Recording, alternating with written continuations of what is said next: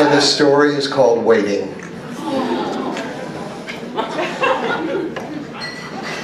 He had fouled himself again. Groggy, he lifted his head. Light was filtering in through the blinds, so it was daytime. His sight was still acute. He could see the dust motes flitting through his crummy apartment. The place stank even worse than usual, that was all. 3 days ago, he'd gone online and hired a hustler, planning to pay with what was left of the month's disability check. The website he'd chosen featured a broad selection of men, most of them gym-toned and at least minimally glossy. There were some twinks, too, some of them seemingly still in high school. But that hadn't been what he was looking for. He was looking for a man who seemed a little beat up by life. Chris was the one who caught his eye. Of all the men he'd window shopped, Chris seemed the most like what used to be called rough trade.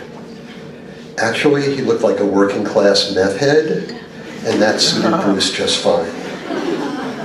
He double-checked the particulars of what the man had to offer and made the contact. Chris showed up the next afternoon, toy bag in tow. In person, he looked, if anything, rougher, more haggard. When he smiled, there were a couple of teeth missing. Bruce's dick gave a little leap. Chris looked around like he was casing the joint. Nice place, he said, without a trace of irony. I used to have a good job, but I'm on disability now, Bruce said. Why was he telling him this? So what do you want? The hustler said, all business, no charm. I want to be tied up. So you told me, I mean, how much? How tight? Progressively, I guess, until it's inescapable. Teased along the way. No real sex? No real sex. I can do that, Bruce said, smiling that slightly queasy-making, missing teeth smile of his. As Bruce's visitor unpacked, they agreed on a price. Payment in advance. Of course, no unpleasantries later. Bruce got out the cash he'd allocated for the session. His wallet, as well as his other portable valuables, had been securely squirreled away. We starting out with you clothed or naked? Chris asked. Naked? And me? You have a jockstrap? Nope. There should be one that fits you sitting on that chair over there. Chris walked over to the broken down piece of furniture. Yeah, it'll do. But keep your t-shirt on, please. You're the boss. For now. And socks, please. Bruce shut his eyes. When he opened them, Chris was standing in front of him, jock on, naked legs lanky and very hairy. Strip, he said. Bruce, despite his disability, was still in pretty good shape.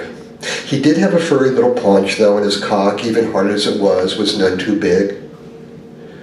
Now get down on your knees, Chris commanded. Bruce obeyed with whatever alacrity he could muster. It hurt a bit to kneel, but he didn't care.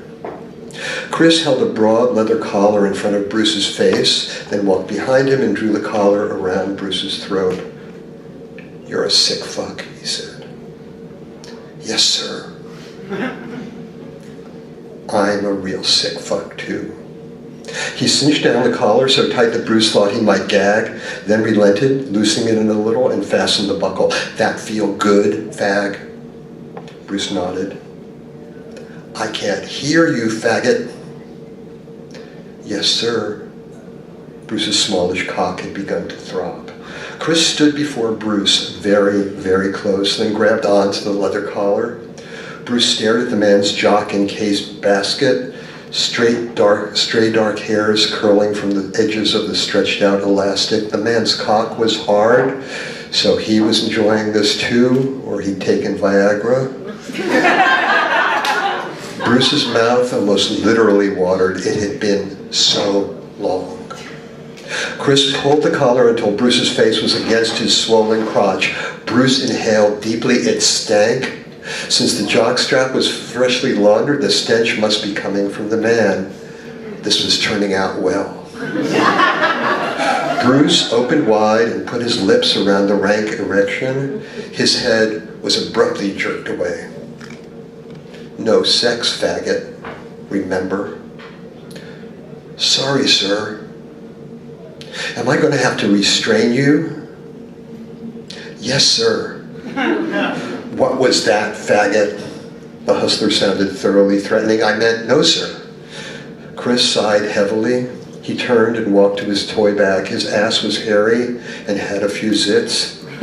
Bruce imagined how it must smell. His dick throbbed harder. For the first time, Bruce noticed that Chris was wearing thin gray socks, not the thick white athletic ones that Bruce favored.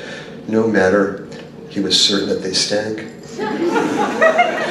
Chris returned holding pairs of wrist restraints and ankle restraints and a couple of double-headed clips. These might help keep you in line, he said with a Weasley smile.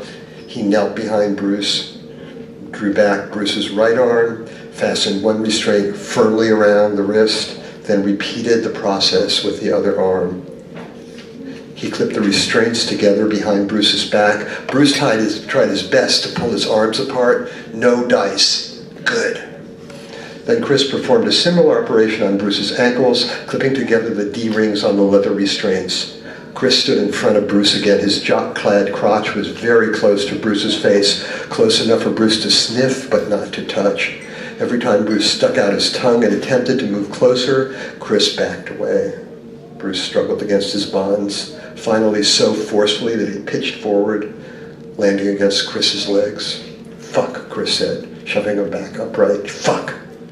He backed off, cocking his hip, shoving his hand down into the jockstrap. You'd like some of this, wouldn't you, fag? Yes, sir. Too fucking bad. Pause. Too bad. He turned around, kneading his ass, then bending over and spreading his cheeks, showing Bruce's hole surrounded by a thick corona of hair. And this, huh? Please, sir. Dream on, it's not for fags like you. His voice dripped with contempt, theatrical or otherwise. Bruce squirmed, excited by the restriction of his movements, the precariousness of his balance. I've been noticing you staring at my feet. What the fuck is wrong with you? Sorry, sir.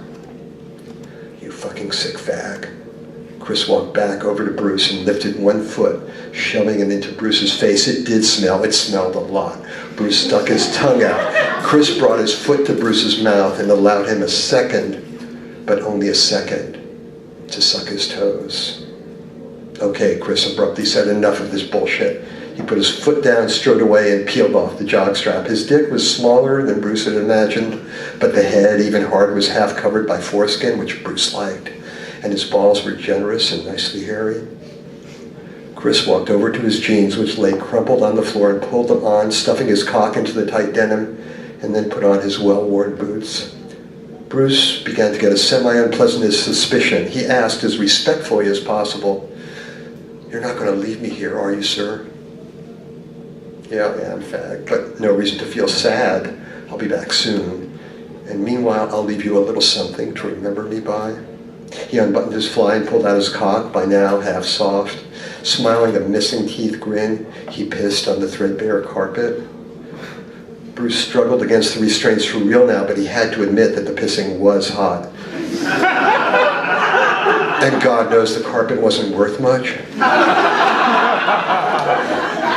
He wondered if he'd gotten himself in over his head, but the bondage was hardly inescapable, and Chris, dick put away post-piss, didn't seem like he was fixing to steal anything.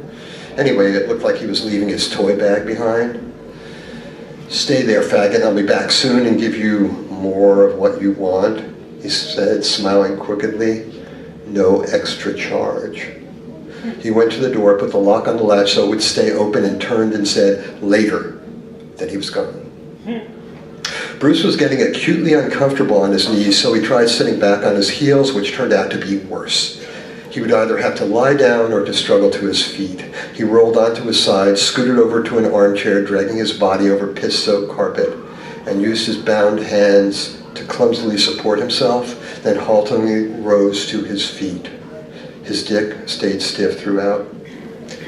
He stood, wavering unsteadily, his ankles clipped together. Now he could reach his phone and make, with difficulty, a call for help. But Chris had told him he'd be back. He'd even left his toy bag. So he would wait. Still, he wished he could at least touch his own dick. Maybe if he squatted down, somehow got his ankles loose, and managed to bring his legs back through his bound-together arms and dislocated his shoulder. He would wait. But he was thirsty. He could inch his way over to the kitchen, turn on the tap, bend over, and the door was flung open, then loudly slammed shut. Bruce snapped to attention. "I thought I told you to stay put, faggot."